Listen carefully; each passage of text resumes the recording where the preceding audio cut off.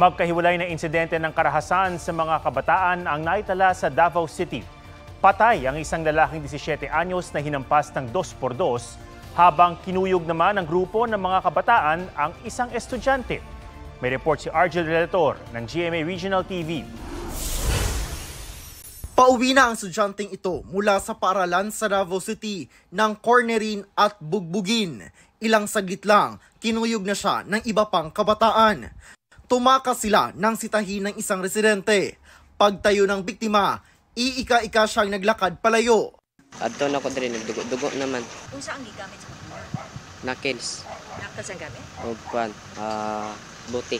Tukoy na ng pulisya ang isa sa mga gumulpi habang patuloy na kinikilala ang mga kasama nito. Hindi pa malinaw kung mga minor de edad din sila.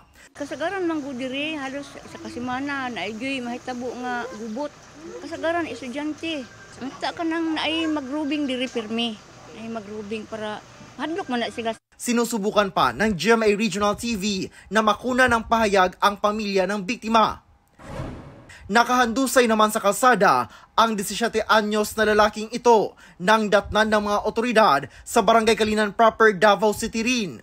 Hinampas kasi siya ng 2x2. Batay sa investigasyon, nangyari iyan sa labas ng isang bar kung saan nagpunta siya at isang kasama niya. Nag-iinuman sa labas ang dalawang suspect na humampas sa kanya.